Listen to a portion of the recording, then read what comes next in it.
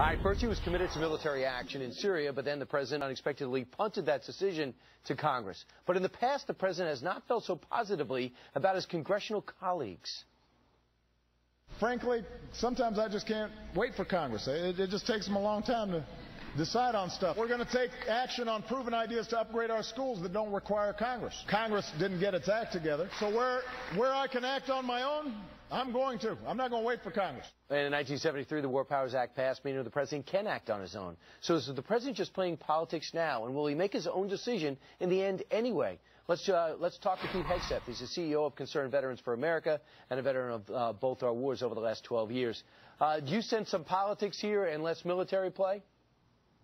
Boy, I think he's trying to have it both ways. He's trying to disperse responsibility by effectively punting to Congress. And as you said, he doesn't have to. But this is something, we've seen this back and forth from President Obama on the Syria issue from the very beginning. Think of the sentence he used when he talked about military action. A decisive but limited action. You can't have a decisive in military terms means it decides something, yet limited. You cannot have it both ways. He's trying to have it both ways here, where he wants to act decisively but ask Congress for permission.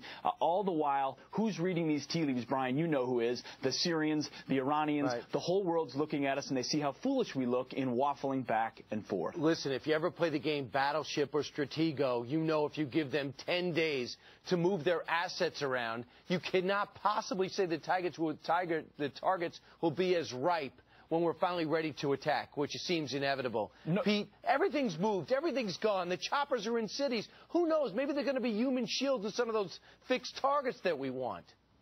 Oh, Assad's going to do all of that. I mean, why would he not? At this point, he's all in on this effort. He knows, well, supposedly there was a red line that's been crossed. Now he's got another couple weeks to prepare for it. He's going to do everything in his power to make this look as bad as possible. But I think the president's got a bigger problem right now, in between now and the 9th, is making the case for this particular action. And those of us who believe that when you set a red line, you better follow through on it, also understand the skepticism in Congress about an open-ended commitment to a muddled war where you've got an Iranian-backed dictator on one side and Al-Qaeda on the other. There are no good options. So what do you need in that scenario? A president with vision who's going to lead firmly, and that's not what we have right now. Who could flip it over and say how valuable it would be not to have Iran, not to have Iran's chief ally in the region be an ally to Iran, be maybe an ally to the West. Maybe what it would do to squeeze out Hezbollah and suffocate them and maybe free Lebanon. He's got to start proposing these things that we all know could be the upside of a Syrian conflict. But, for example, here's what Senator Inhofe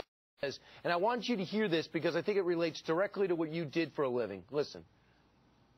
You've got to realize what this president has done to our military, and our military is so degraded now. It's not just me who says this. I want to read one quote by the chairman of the Joint Chiefs of Staff, General Dempsey. He said, "Our military force is so degraded and unready, it would be immoral to use force."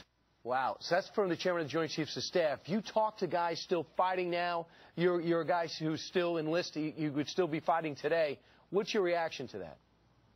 Well, I actually saw that. I was surprised how blunt Chairman Dempsey was about our military capabilities. I think at the pointy end of the spear, we're still as big as bad as we've always been. The problem is, as you move back from that on training and maintenance operations and preparation, you've got a military that's not sure what's coming next, how well supplied they're going to be, how large they're going to be. And so there's a lot of hesitation. I wouldn't send a signal to the world that we couldn't take on anybody right now. We could. The problem is sequester after sequester after sequester with this president, who failed to lead on that as well, is creating a lot of question marks in the military community, which means a sustained commitment would be that much more difficult. But fundamentally, the military has been functioning at a higher level than anything else in our government over the last 12 years and has taken the bulk of the cuts. And some of our best men and women are getting great incentive packages not to stay in the military rather than get out of the military. And I think that there's going to be a price to pay for that, unfortunately, Pete. Absolutely. We still live in a dangerous world, and Syria is showing us that right now. All right. Captain Pete Hegseth, CEO of Concerned Veterans for America, thanks so much. Thanks, Brian. All right.